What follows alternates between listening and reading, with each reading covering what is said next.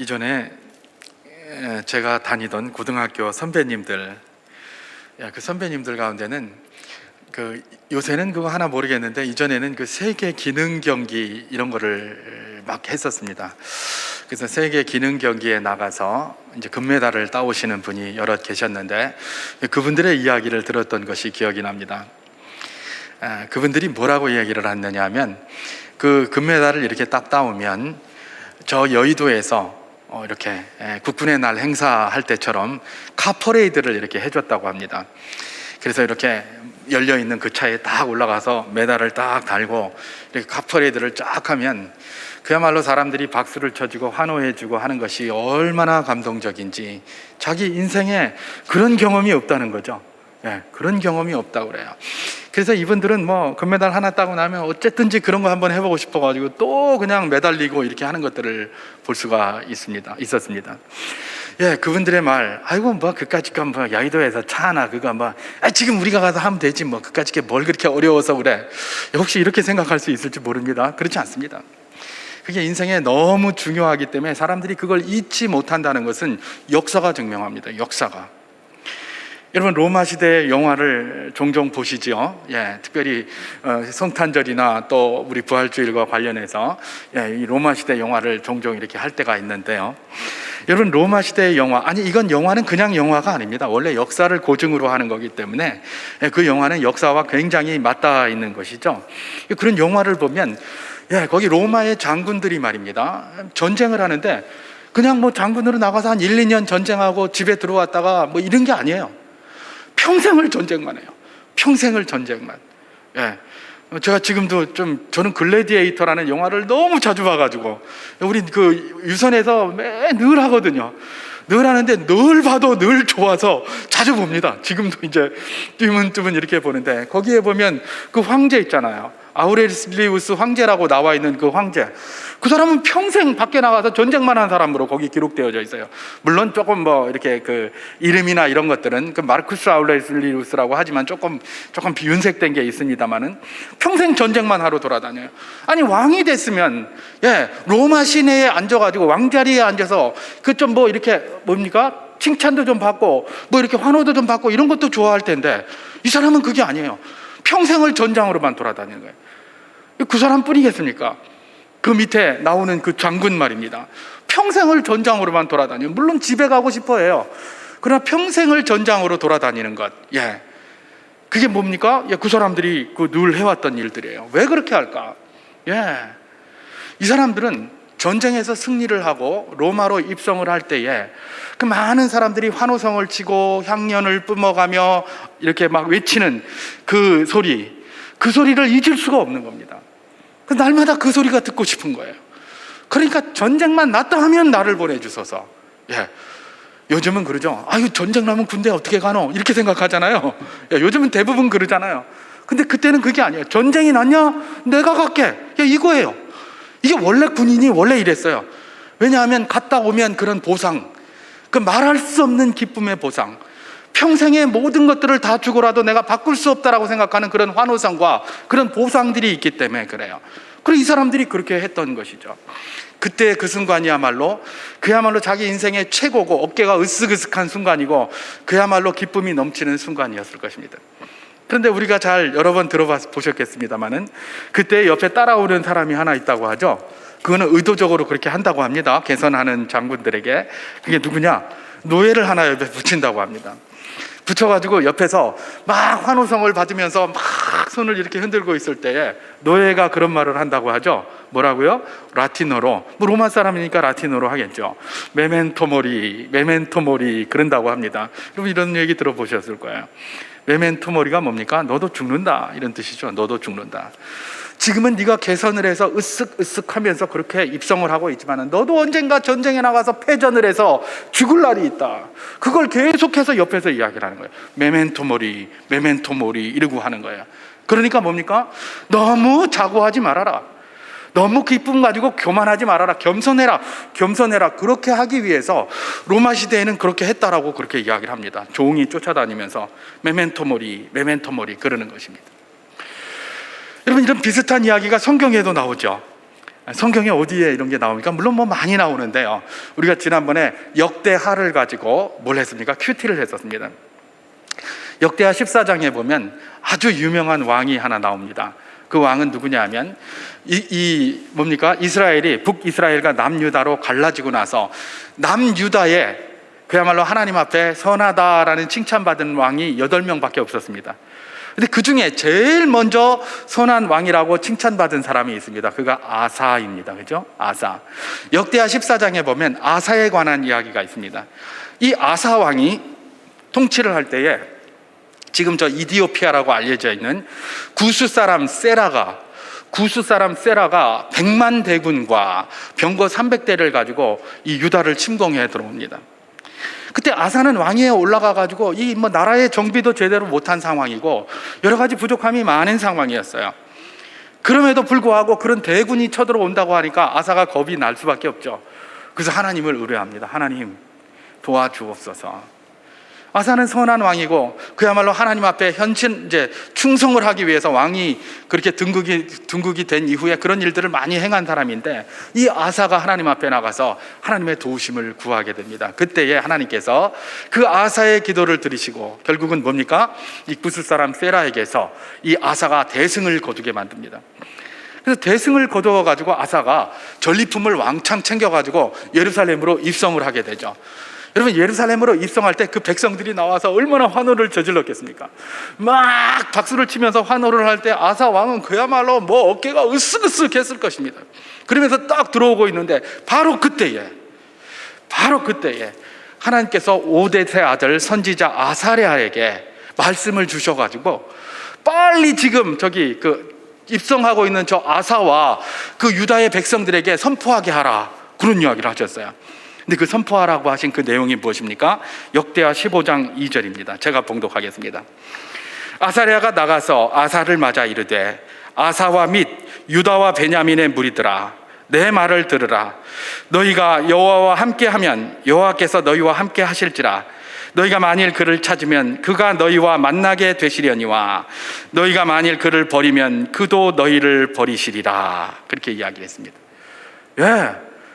요지가 뭡니까? 너희가 하나님과 함께하면 하나님이 너희와 함께 하실 것이고, 너희가 하나님을 의뢰하면 하나님이 너희에게 도움을 주실 것이고, 그렇지 않고 하나님을 버리면 하나님도 너희를 버릴 거다, 그런 이야기를 하신 거예요.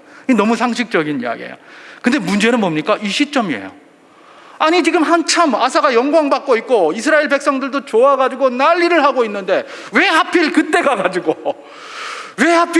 이런 찬물 끼얹는 소리를 합니까? 그렇잖아요. 오랜만에 지금 기쁨을 가지고 막 입성을 하고 있는데 좀 지나고 나서 해도 되는데, 이게 무슨 찬물 붓는 것도 아니고 말입니다. 펄펄 끓는 물에 찬물 붓는 것도 아니고 지금 한참 말이죠, 기분이 좋아서 그냥 축제 분위기에 빠져 있는데 거기 와가지고 떡 한다는 말이, 하나님 의뢰하면 하나님 함께해서 너희가 이렇게 이기겠지만 너희가 하나님 의뢰하지 않고 버리면 하나님도 너희를 버릴 거야, 이런 이야기랑 끝나고 나서 좀 해도 되는데, 왜 하나님께서는 이 선지자 아사랴를 아사에게 보내 또 그 유다의 백성들에게 이 일을 그 당시 그야말로 승리의 입성을 하는 그 시간에 이야기를 하게 하셨을까? 메멘토 모리의 이름과 그 이유와 다르지 않죠. 메멘토 모리하고 똑같아요. 교만하지 말라는 거예요. 언제든지 너희 승리는 하나님이 주신 것이고 하나님의 너희 승리가 달려있다. 그리고 그거 잊지 말아라 라는 것을 가장 교만하기 쉬울 그때에, 가장 자고하기 쉬울 그때에 바로 그렇게 이야기하게 하신 것입니다. 하나님이 아사에게 이렇게 하신 데는 분명히 뜻이 있습니다. 전쟁이라는 엄청난 위기의 상황 뒤에 연이어질 상황이 또 다른 위기의 상황이 될 것인지, 아니면 그야말로 이 전쟁을 끝으로 해서 국가가 잘 정비되고 새 시대가 도래하게 될 것인지의 서막은 누구에게 달려있다는 겁니까? 아사 너에게 달려있다. 아사 너에게. 이 엄청난 전쟁이 그야말로 또 다른 위기의 시작으로 끝날 것이냐, 아니면 이 엄청난 전쟁이 새 시대의 도래를 위한 서막이 될 것이냐, 그것은 아사 너에게 달려있다. 이스라엘 백성들 너희들에게 달려있다. 그러면서 그 중요한 위기 위기 해결 방식으로 주신 게 뭐예요? 하나님과 함께 하라라는 것입니다. 너희가 하나님과 함께하면 이런 위기들이 위기로 끝나는 것이 아니라 새 시대의 도래를 위한 서막이 될 것이다. 그러나 하나님과 함께하지 않으시면 하나님이 너희를 버릴 것이고, 버리고 나면 이 모든 위기는 그저 또 다른 위기의 시작일 뿐이다. 바로 그 이야기를 하고 계시는 것입니다. 하나님께서 아사에게 어쩌면 위기를 관리하기 위한 아주 중요한 방편을 이야기해 주셨는데, 그것이 뭐라는 것입니까? 바로 하나님과 함께하라, 하나님을 의뢰하는 거라, 하나님과 의뢰해라 라는 것이 바로 그 내용이었다고 보면 될 것입니다. 여러분, 우리가 아는 대로 큰 대홍수 사건, 노아의 홍수 사건은 노아 인생의 최대의 위기였습니다. 노아 인생의 최대의 위기, 다른 것들도 있겠습니다만은 바로 이 홍수 사건이 그야말로 잊을 수 없는 위기였을 것입니다. 그런데 하나님의 은혜로 이 노아가 그 위기를 통과하게 되었죠. 그런데 이 그 위기를 지난 이 노아, 그 다음에 이제 자기가 살아가야 될 시간이 아직 남아 있습니다. 그러면 이 홍수 시대의 이 위기, 이 홍수의 위기는 어쩌면 말입니다, 한편으로는 또 다른 위기의 시작이 될 수도 있고, 또 이 홍수 사건은 새로운 시대의 도래를 여는 서막이 될 수도 있는 그런 사건이 되었던 것이죠. 그래서 제가 그런 말씀을 앞에서 쭉 이렇게 인용을 이렇게 쭉 했었는데 말입니다, 하나님께서는 항상 우리에게 뭡니까? 우리에게 닥친 위기가 그냥 위기로 끝나지 않고 새로운 시대로 서막을 여는 그런 새로운 장으로 이끌기를 원하시는 분이 누구시다? 하나님이시라는 것입니다. 하나님의 그 뜻을 우리가 발견하고 있을 때에, 특별히 우리 그리스도인들이 발견하고 있을 때에, 위기는 그저 또 다른 위기의 양산이거나 그저 위기로 끝나는 것이 아니라 우리를 더 진일보하게 하고 더 발전하게 하는 귀중한 토대가 될 수 있다라는 사실을 우리가 기억해야 되는 것이죠. 그래서 저는 오늘 말씀을 중심으로 해서 하나님께서 노아에게 이 홍수 사건이 또 다른 위기의 시작이 되지 아니하고 새로운 시대의 도래를 위한 그야말로 서막을 여는 일이 되기 위하여 이 위기를 어떻게 관리하여야 될 것인가를 가르친 것이 오늘 본문에 나와 있는데, 그 중에 한 두 가지만 가지고 여러분과 함께 은혜를 잠시 나눠보기를 원하는 것입니다. 자, 위기 관리의 방법. 이 위기가 또 다른 위기의 양산이거나, 이 홍수라는 위기가 아니면 그냥 위기로 끝난 것이거나, 그것이 아니라 그야말로 새 시대의 도래를 위한 서막을 열어젖히는 그런 것이 되기 위하여 하나님께서 위기 관리의 방편으로 오늘 본문에서 주셨는데, 그 두 가지를 한번, 더 있을 수 있습니다만 저는 두 가지만 살펴보기를 원하는데, 그 중에 한 가지는 뭐냐면 바로 사명을 주신 것에 있다라고 저는 보고 있습니다. 오늘 말씀을 통해서 제가 보니까 사명을 주셔서 하나님께서는 그 위기를 관리하고 극복해 나가서 새 시대를 열게 하셨다는 것입니다. 여러분, 가만히 생각해 보십시오. 지난 주일에도 언급했습니다마는 노아의 상황, 1년여간 대홍수로 인하여 모든 땅이 쑥대밭이 되어버렸습니다. 노아가 방주를 열고 밖에 나왔을 때 아마 굉장히 비참한 상황이었을 것입니다. 그렇지 않겠습니까? 온 세계가 다 물에서 다 멸망했고 다 황폐화되고 모든 것들이 다 무너져 버렸는데요. 아이고, 방주에서 이제 비가 그쳤다, 나가자, 좋다 그러고 나갔는데 눈앞에 탁 펼쳐지는 현상은 어떤 현상입니까? 이건 그야말로 실망을 넘어 절망인 상황이 된 것이죠. 실망을 넘어 절망인 상황. 여러분, 하나님께서는 노아를 이제 새롭게 세우셔가지고 그로 하여금 다음 세대, 새 시대를 열게 하여야 될 텐데, 이렇게 절망된 노아를 가지고 어떻게 그 새 시대를 열어가겠습니까? 절망에 가득한 사람이 어떻게 새 시대를 열어가냐 이겁니다. 그냥 주저앉을 수밖에 없어요. 주저앉으면 새 시대를 열기는커녕 그저 그 위기는 또 다른 위기의 시작일 뿐인 것이죠. 그래서 하나님께서는 이 노아에게 주신 것이 무엇입니까? 바로 사명이라는 것입니다. 사명. 아이고, 사명이 뭐가 그렇게 중요한가? 여러분, 이전에 이 자리에 우리 어르신들도 많이 들어보셨겠습니다만, 이전에 어르신들이 그런 말씀을 참 많이 하셨어요. 살기가 굉장히 힘들고 팍팍했잖아요. 그럴 때 자식들 불러놓고 하는 말이, 이런 말이 참 많았어요. 내가 너 때문에 산다, 그냥 너 때문에 산다. 저도 우리 아버지한테 그런 얘기 많이 들었어요. 제가 한 10살, 11살밖에 안 됐을 때에 아직 어린 아들 하나 붙들고 앉아가지고, 아이고, 그냥 내가 너 때문에 산다, 그러고 있어요. 그 소리 들을 때마다 제가 그랬어요. 나한테 핑계대고 있노? 어리니까 뭘 잘 모르잖아요. 뭐 나한테 핑계대고 있노? 이러는데, 이게 나이를 점점 들어보니까 그게 무슨 의미인지 알겠어요. 정말 살기 싫어서 그만 그냥 나 혼자 같으면 그냥 가서 확 죽어버리고 싶지만은 너 때문에 어쩔 수 없이 그렇게 살아간다, 그런 이야기입니다. 여러분, 이게 뭐겠습니까? 부모님이 자식을 세우고 키우고 양육해야 될 사명이 자기에게 있는 거예요. 그 사명 때문에 죽고 싶어도 못 죽는 거예요. 다 포기하고 싶어도 못 포기하는 거예요. 이게 바로 우리 이전의 어르신들이 하던 것이고 여전히 제가 들었던 그런 이야기예요. 여러분, 사명이 이런 거예요. 사명은 말입니다, 그 사명이 없으면 내 마음대로 할 수가 있어요. 아이고, 막 힘들면 그만둘 수도 있어요. 뭘 할 수도 있어요. 근데 나에게 사명이 있습니까? 포기할 수가 없는 겁니다. 이 사명을 감당해야 되는 겁니다. 붙들어야 하는 것입니다. 그래서 그분들이 뭐라고 얘기를 합니까? 내가 너 때문에 산다. 그게 바로 사명을 확인하는 내용입니다. 사명을 확인하는 내용. 그렇습니다. 사명은 모든 상황 가운데서 살아갈 이유를 주고 방향을 주고 힘을 줍니다. 그래서 사명이 있다는 것은 뭡니까? 할 일이 있다는 거고, 할 일이 있는 사람은 죽지 않습니다. 그래서 사명자는 죽지 않는다라는 말이 그래서 있는 겁니다. 할 일이 있기 때문에 그래요. 내가 할 일이 있기 때문에. 그것이 바로 무엇입니까? 사명이 주는 힘입니다. 여러분, 절망에서 가장 빨리 벗어나는 방법이 뭡니까? 사명을 확인하는 길이에요. 사명을 확인하는 길. 아유, 내가 내 코가 석자인데 이거 어떻게 사나? 예, 그런 데서 제일 빨리 벗어나는 방법이 뭡니까? 사명을 확인하는 거예요. 절망 가운데 그 절망 자꾸 쳐다보면서 아이고, 내가 여기서 어떻게 헤어나갈 수 있을까? 헤어나갈 방법이 없어요. 그럼 가장 좋은 방법은 뭐냐? 그 절망으로부터 가장 빨리 헤어나갈 수 있는 방법은 뭐냐? 사명을 확인하는 거예요. 내가 누구인가? 사명을 확인하는 거예요. 이전에 1968년 12월 5일에 우리나라에 발표된 게 있습니다. 1968년 12월 5일. 우리 어르신들은 이전에 초등학교, 국민학교 다니실 때 다 외웠을 겁니다. 바로 국민교육헌장입니다. 저는 지금도 그거 다 외우고 있습니다. 왜냐하면 그때 너무나 많이 외웠기 때문에 그래요. 거기서 보면 우리는 민족 사명을 띠고 이 땅에 태어났다. 그죠? 민족 사명을 띠고 이 땅에 태어났어요. 그러니까 사명을 탁 명시하고 있어요. 그러니까 힘들어 죽겠어도, 1968년도 얼마나 힘들 때였습니까? 힘들어 죽겠어도 죽을 수 없는 거예요. 그 사명 붙들고 이 나라를 이렇게 세워야 되겠다. 바로 그것이에요. 여러분, 절망 가운데 빠져 있는 사람을 가장 빨리 회복시킬 수 있는 게 뭡니까? 그의 사명을 확인시키는 거예요. 그래서 하나님께서는 지금 노아에게 뭘 하고 계시는 겁니까? 이 절망된 상황을 바라보면서 좌절하고 있을 법한 그냥 쓰러져 있을 법한 이 노아에게 사명을 재확인시키시는 것입니다. 사명을 주시기도 하시면서, 그 사명이 어디에 있습니까? 1절입니다.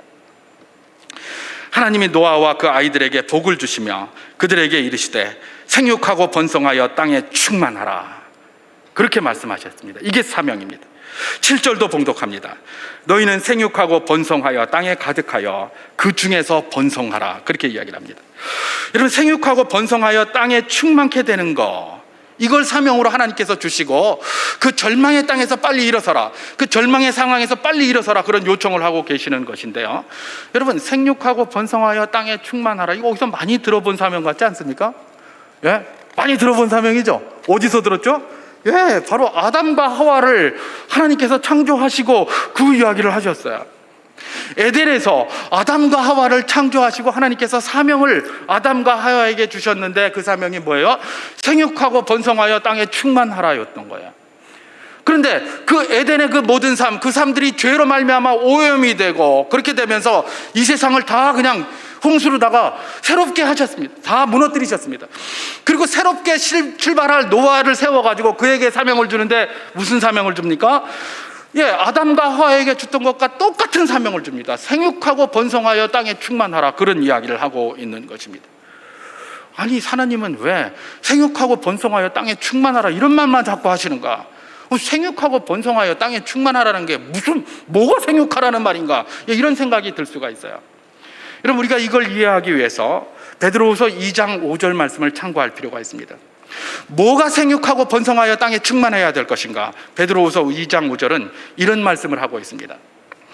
옛 세상을 용서하지 아니하시고 오직 의를 전파하는 노아와 그 7 식구를 보존하시고 경건하지 아니한 자들의 세상에 홍수를 내리셨으며, 이렇게 기록하고 있습니다. 베드로가 성령의 감동으로 하나님의 뜻을 갖다가 거기서 기록을 했는데, 노아 시대의 그 상황을 어떻게 평가하고 있습니까? 예, 홍수 전과 홍수 후로 나누고요. 홍수 전의 세상을 옛 세상이라고 부르면서 그 세상을 뭐라고 표현하고 있다고요? 경건치 아니한 자들의 세상이다, 이렇게 정리하고 있는 거예요. 이거는 베드로가 성령의 감동으로 기록한 것이기 때문에 하나님의 뜻이에요. 하나님은 홍수 이전의 세상을 뭐라고 얘기를 하십니까? 경건치 아니한 자들의 세상이다, 그렇게 강조하고 있어요. 자, 그래서 경건치 아니한 세상은 어떻게 됐습니까? 자들의 세상은 홍수로 다 멸망했어요. 그럼 이제 새롭게 노아가 새 세상을 시작을 해야 돼요. 그러면 이 세상은 어떤 세상으로 만들어야 된다는 겁니까? 경건한 자들의 세상으로 만들어야 되겠죠. 경건치 아니한다는 자들의 세상을 홍수로 다 심판받았어요. 그러니까 그 반대되는 세상을 하나님께서 요구하시는 것이죠. 뭡니까? 경건한 자들이 세상이 되기를 원하는 거예요. 하나님은 애초에 아담과 하와를 창조하시고 그들을 통하여 경건한 자들이 세상이 되기를 원했어요. 그래서 그들에게 생육하고 번성하여 땅에 충만하라, 그렇게 얘기를 했어요. 근데 그게 안 됐어요, 죄로 말미암아. 그래서 거기를 싹 정리하셨어요. 다시 의로운 노아를 세우셨어요. 그래가지고 똑같은 사명을 주세요. 생육하고 번성하여 땅에 충만하라. 그러면 뭐예요? 경건한 자들의 세상으로 가득 채우라. 그게 그들에게 사명으로 주어진 거예요, 노아에게. 여러분, 이 사실이 굉장히 중요합니다. 하나님께서 생육하고 번성할 사명을 모두에게 주시는데 그것은 뭐예요? 경건한 자들로 가득 채워지는 그런 생육과 번성을 이야기하고 계신다라는 바로 그런 사실입니다. 생육하고 번성하여 땅에 충만할 자들은 누구인가? 경건한 자들, 경건한 자들이 그렇게 충만하게 돼야 되는데 그것이 아담과 하와에게 주신 사명일 뿐만 아니라 누구에게도, 노아와 그의 가족들에게도 여전히 주신 사명이다라는 것을 우리가 기억하게 되는 것입니다. 자, 그렇다면 여기서 우리가 한번 생각해 볼 필요가 있습니다. 뭘 생각해 봅니까? 예, 여러분, 하나님께서 아담과 하와에게도 생육하고 번성할, 경건한 자들이 생육하고 번성할 사명을 주셨지만 노아에게도 똑같은 사명을 주셨어요. 경건한 자들이 생육하고 번성할 사명을 주셨어요. 근데 말입니다, 가만히 보면 이 아담과 하와의 상황과 노아의 상황은 전혀 다른 상황이에요. 아담의 상황은 어떤 상황입니까? 그야말로 천국의 상황입니다. 그보다 더 좋을 수 없어요. 이 아담의 상황은 그보다 더 좋은 상황이 없어요. 그런데 지금 노아의 상황은 뭡니까? 지옥의 상황이에요. 그보다 더 나쁜 상황이 없어요. 왜 하나님께서는 천국 같은 아담의 상황에 있는 사람한테는 좀 더 다른 걸 요구하지 아니하시고 그들에게 그걸 요구했다면 지옥 같은 상황에 있는 이 노아에게는 조금 다른 걸 요구하셔야 될 텐데 그거는 묻지도 않고 따지지도 않고 무조건 똑같은 걸 요구하고 계세요. 천국 같은 상황이든 지옥 같은 상황이든 하나님이 요구하는 건 뭐예요? 생육하고 번성하여 경건한 자들이 땅에 충만해지는, 그거 요구하고 있어요. 여러분, 이 사실이 우리에게 중요하게 도전하는 것이 있습니다. 어떤 것입니까? 네, 하나님께서 아담에게 이것을 요구하셨고 노아에게 요구하셨습니까? 여전히 오늘 하나님의 백성들인 우리에게도 이 요구를 하신다는 것입니다. 그런데 우리의 상황이 그야말로 아담처럼 천국 같던 상황이든 아니면 노아처럼 지옥 같은 상황이든 상관없이 우리 모두에게 주어진 사명은 뭡니까? 생육하고 번성하여 경건한 자들이 땅에 충만케 되는 사명을 우리가 가지고 있다는 것입니다. 아담처럼 귀가 얇아서 남의 말에 잘 속아 넘어가는 믿음이 부족한 사람이든지 아니면 노아처럼 믿음이 철저하고 의로워서 누가 모욕을 하고 누가 비난을 하든지 흔들리지 않는 믿음으로 하나님의 말씀을 순종하는 자들이든지 상관없고 어떤 상황이든지 누구든지 상관없이 그가 이름이 그리스도인이고 하나님의 백성이라는 이름을 가진 사람이라면 그들에게 사명이 주어져 있는데 어떤 사명입니까? 생육하고 번성하여 땅에 충만케 하는 사명이 주어져 있다는 것입니다. 누구로? 경건한 자들로 말입니다. 그렇기 때문에 어떻습니까? 우리가 이 일을 위하여 수고하여야 하는 것이죠. 사실 그리고 그 일을 위하여 지금까지 수고해 왔습니다. 그래서 우리가 복음 전도를 위하여 전도 열심히 했고요. 그 다음에 뭡니까? 우리 다음 세대들을 키워내기 위하여 열심히 수고해 온 것 아닙니까? 지금도 수고해 온 것뿐만 아니라 앞으로도 계속 그 일을 행해 나갈 것입니다. 우리 교회의 표어가 뭡니까? 예수 그리스도의 건강한 제자가 세워지는 건강한 교회 공동체. 예수 그리스도의 건강한 제자가 바로 경건한 자입니다. 저런 자들로 충만히 이 세상이 채워지게 하는 게 우리의 사명인 줄 알아. 우리가 지금도 그렇게 수고하고 그렇게 열심을 내고 그렇게 나아가는 것 아니겠습니까? 사실 요즘 보면 이 이 신앙을 전수하고 가르치고 또 전도를 한다는 것이 쉽지 않다는 것들을 너무나 많이 느끼게 되고, 특히 이 코로나19로 말미암아 이건 뭐 우리 현실 속으로 깊숙이 들어와 있습니다. 마치 지옥 같은 상황이 됐어요. 우리 전도 차원에서, 복음 전파의 차원에서. 그러나 그럼에도 불구하고 하나님께서는 우리에게 뭐라고 이야기를 하신다고요? 노아에게도 이 명령했다. 지옥 같은 상황에 있는 노아에게도 이 명령했다. 너희가 노아보다도 지옥 같은 상황이냐? 그 질문을 하시는 것입니다. 그럼에도 불구하고 우리가 이 사명을 감당해 나가야 된다라는 것을 이 말씀을 통해서 우리에게 도전하는 것이죠. 그 다음에 이와 관련해서 우리가 한번 생각해 볼 것이 또 하나 더 있을 것입니다. 네, 전도가 잘 안 되고 막 이렇게 되다 보니까 이거 어떻게 될 것인가, 그런 위축이 많이 됩니다. 특별히 우리 주일학교, 주일학교 보면 이제 여러 가지가 심각해져요. 그죠? 여러 가지가 심각해져요. 요즘 뭐 대학들도 다 통폐합된다고 하고 뭐 난리를 치고 있고, 뭐 주일학교도 뭐 그 여파에서 벗어나지 못하는 그런 상황이죠. 여러분, 우리가 이런 우리 다음 세대들 이런 이야기를 할 때에 우리가 노아를 다시 한번 생각해 볼 필요가 있습니다. 자, 하나님께서 노아에게 그렇게 말씀하셨습니다. 생육하고 번성하여 땅에 충만하라, 그렇게 이야기를 하셨어요. 그러면 노아와 그의 가족이 생육하고 번성하여 경건한 자들로 땅에 충만하게 할 수 있는 방법이 뭐가 있습니까? 다른 방법 없죠. 자녀를 낳는 방법밖에 없어요. 그죠? 자녀 낳아야 돼요. 자녀 낳아서 그들로 하여금 복음을 전하고 그들에게 말씀을 가르쳐서 경건한 자들로 세워가는 방법 외에는 다른 게 없어요. 여전히 이거 오늘 우리에게도 마찬가지예요. 자꾸 전도가 안 된다고 그것만 주저앉아 있을 것이 아니라 그야말로 경건한 자들을 이 땅에 가득 채울 수 있는 가장 기본적인, 노아에게 이야기하는 가장 기본적인 방식, 자녀 많이 낳으라, 이런 얘기입니다. 우리 젊은 부부들 자녀 많이 낳아야 되는, 이 가장 기본이에요. 가장 기본. 이전에 제가 신학대학원 다닐 때 전에도 한번 말씀드렸습니다마는 우리 교수님 한 분이 그런 이야기를 하시더라고요. 개혁주의는 자녀를 4명 이상 낳아야 된다. 자기 4명 낳았거든요. 그 교수님이. 저도 이제 4명 낳았으니까 저도 개혁주의 맞습니다. 앞으로 저는 스스로 개혁주의 목사다, 이렇게 부르려고 합니다. 너무 과한 겁니까? 많이 낳아야 돼요. 전도를 하는 것도 중요합니다. 근데 많이 낳는 것도 굉장히 중요해요. 왜 그렇습니까? 지난 몇 년간 제가 우리 주일학교를 한번 자세히 이렇게 들여다봤어요. 들여다보니까 이전에 우리 어르신들이 성장하실 때, 그때는 뭐 친구 잔치, 친구 초청 잔치, 친구 불러오고 하는 것들이 아주 익숙했고, 또 그렇게 하면 주일학교가 부흥했었어요. 근데 지금은 친구가 불러오는 이게 이제 거의 안 돼요. 심지어 선생님들도 그야말로 전도 한번 해보려고 온 몸을 바쳐서 별짓을 다 해도 이제 잘 안 되는 거예요. 그 주일학교에 남은 사람은 누구만 남았을까요? 성도의 자녀들밖에 안 남아있어요. 성도의 자녀밖에 안 남아있어요. 앞으로 이런 것이 계속되지 않겠습니까? 바로 그것입니다. 그렇기 때문에 우리가 노아에게 주신 이 하나님의 명령, 이 사명을 기억해야 되는 것입니다. 자녀 많이 낳아서 그들을 경건한 자녀로 키워내야 되는 겁니다. 이제 그런 것들을 우리가 이제 도외시하지 않아야 될 때가 왔어요. 고민을 많이 해봐야 될 때가 왔어요. 이전에는 자녀 많이 낳는 거 힘들고 그러니까 우리가 선택할 수 있다. 그럴 수 있다고 생각할 수 있어요. 근데 이제 선택이 아니라, 원래부터도 선택이 아니었어요.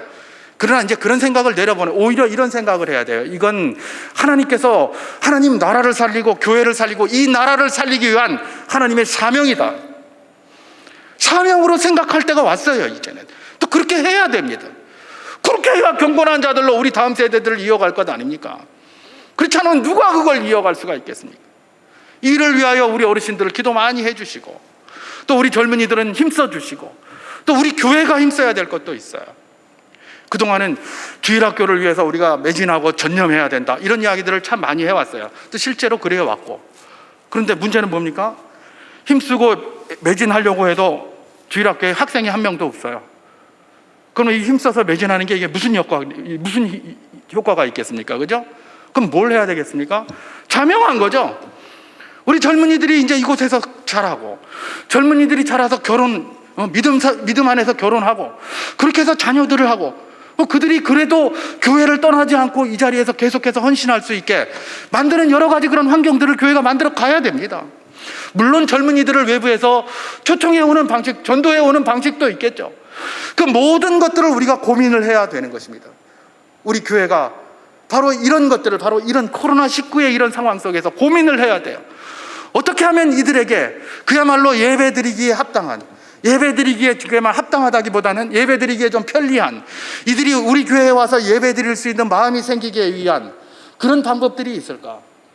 이전에 우리가 주일학교에 고민을 했던 그런 고민들과 거의 복음가는 그런 고민들을 이제는 그들을 중심으로 해야 된다.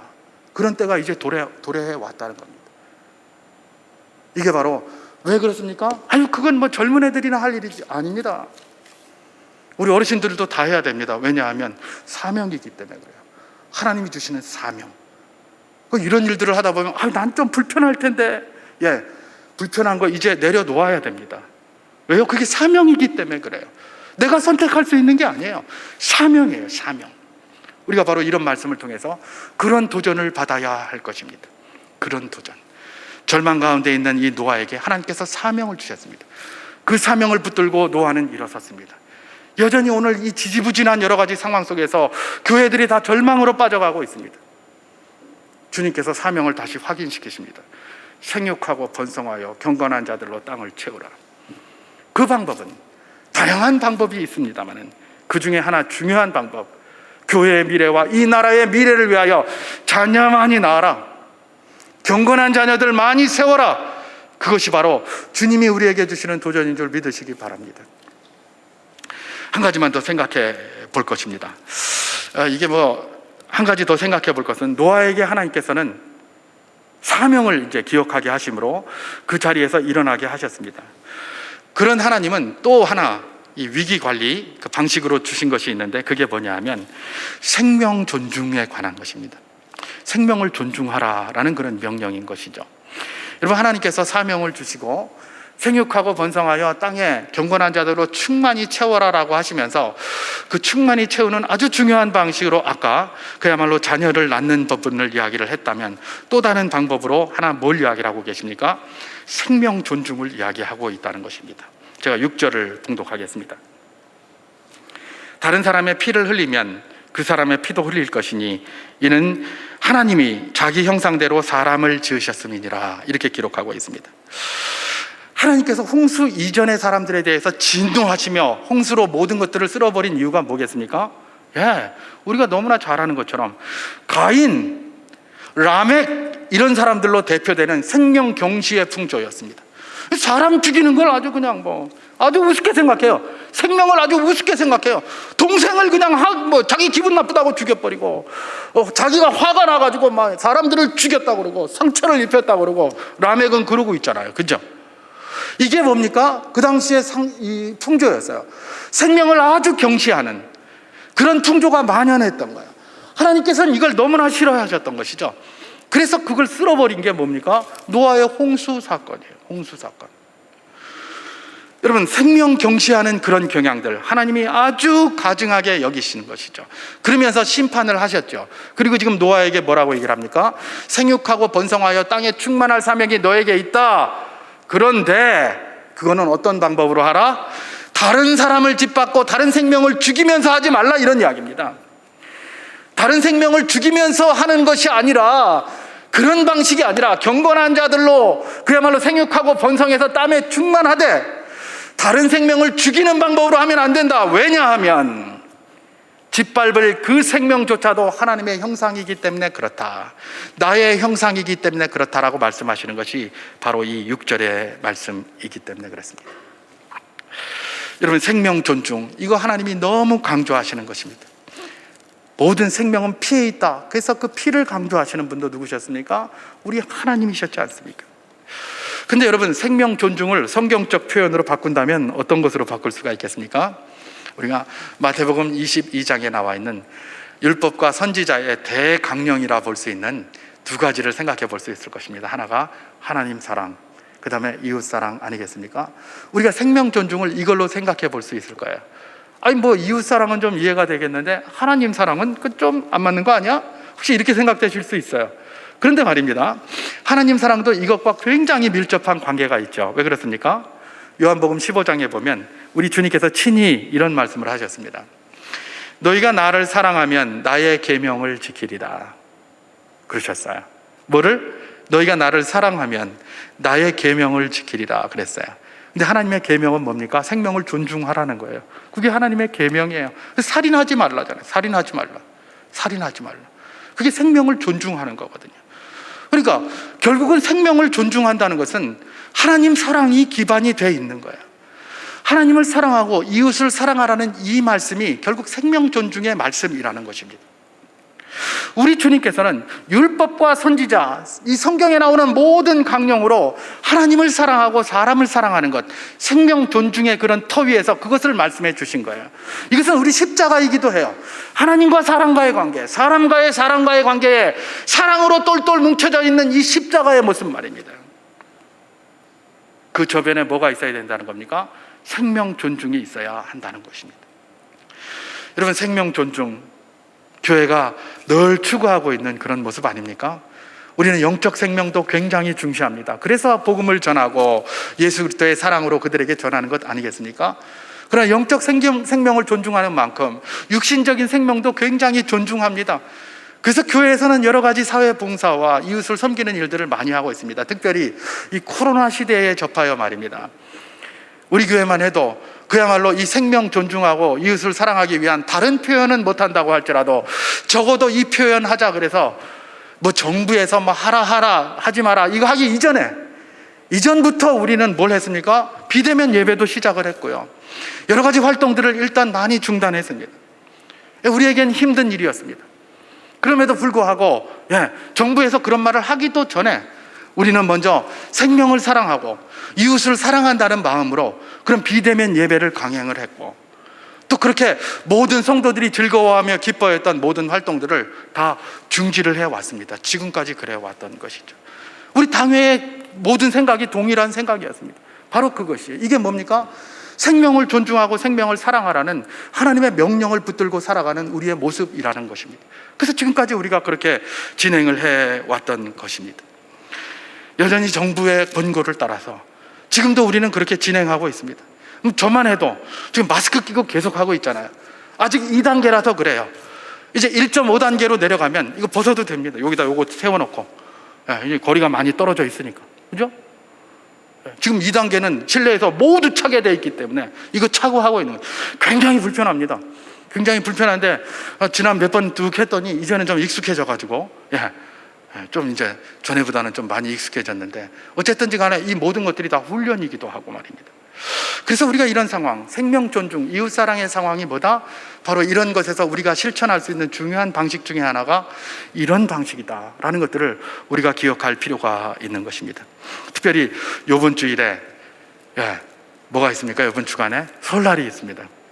코로나19와 함께 만나게 된 이 설날, 정부, 지자체 이런 데서 가족과 친지의 만남조차 행정명령으로 규제를 했습니다. 5명 이상으로 하지 마라, 뭐 이런 이야기를 이렇게 했죠. 참 이런 말 들으면 참 짜증도 납니다. 이 말도 안 되는 이런 소리를 하고 있나, 진짜 짜증나거든요. 진짜 짜증나요. 근데 그 정부는, 지자체는 이게 짜증나는지 모르고 이런 말 할까요? 뭐 그런 생각을 우리가 해줘야 될 겁니다. 얼마나 절박하면 이런 말도 안 되는 소리를 하고 이걸 명령이라고 떠들고 앉았고, 얼마나 절박하면 이런 말도 안 되는 요청을 하면서 백성들에게 욕을 얻어먹고 있느냐, 이런 이야기입니다. 이해해줘야 합니다. 우리가 다른 것 지키기 힘들지만 이해해줘야 됩니다. 그래서 우리 가족들 간에도 서로 이해해야 합니다. 그래서 할 수 있으면 방역수칙, 그야말로 전문가들이 만들었다고 하는 그 방역수칙, 그것을 따라서 우리도 최대한 지키려고 노력을 해야 되는 것입니다. 그것이 바로 이런 시대에 생명을 존중하고 이웃을 사랑하는 중요한 방법이 되게 될 것입니다. 지난 1년 동안 우리가 이것 지켜오느라고 너무 많이 힘들었습니다. 한 번만 더 지키자, 그냥 추석에는 괜찮겠지, 이런 기대와 소망을 가지고 한 번만 더 지킬 수 있기를 주님의 이름으로 축원합니다. 그것이 바로 무엇입니까? 생명을 사랑하는 거고 생명을 존중하라고 하시는 하나님의 말씀을 붙들고 사는 그리스도인의 삶이 될 것입니다. 우리가 만나는 것 중요하지, 만나는 것 문제 없지만은 방역 규칙이라고 그 전문가들이 만들어낸 그것 말입니다. 그거 잘 준수하셔가지고 그렇게 친지와 가족들과의 교제가 있었으면 참 좋을 것 같습니다. 말씀을 정리합니다. 노아 시대의 역사는 홍수 전과 홍수 후로 그렇게 갈렸습니다. 오늘 우리 시대의 역사는 코로나19 이전과 코로나19 이후로 갈리게 될 것이라고 많은 전문가들이 그렇게 이야기를 하고 있습니다. 세계도 그렇고 나라도 그렇고 교회도 그렇고 심지어 가정조차도 그렇게 될 것이다라고 이야기를 하는 것이죠. 전혀 다른 시대가 도래하게 될 것이라는 것입니다. 이런 상황에 처한 우리, 이 코로나19라는 이 위기에 처한 우리, 이 위기가 끝난 후에 우리 수정교회가 앞으로 걸어갈, 우리 성도들이 앞으로 걸어갈 그 모든 삶들이 또 다른 위기의 시작이냐, 아니면 그야말로 새로운, 이것을 발판으로 하여 새로운 도약을 하는 시대적인 서막을 여는 그런 것으로 우리가 나아갈 것이냐, 우리가 이것을 어떻게 관리하느냐에 달려 있을 것입니다. 우리 주님께서는 그 관리하는 방법으로 사명을 다시 확인할 것을 말씀해 주셨고, 하나님 사랑과 이웃 사랑을 잘 기억하며 실천해 주실 것을 이야기해 주셨습니다.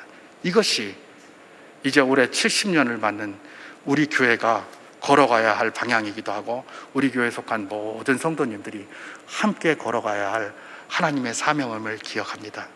70주년, 이 다음 70주년을 위한 도약의 한 해가 우리 수정교회가 될 수 있기를 주님의 이름으로 축원합니다. 또 우리 모든 성도님들의 삶에 그야말로 하나님의 은혜가 풍성히 부어지는 복된 기간이 될 수 있기를 우리 주님의 이름으로 축원합니다.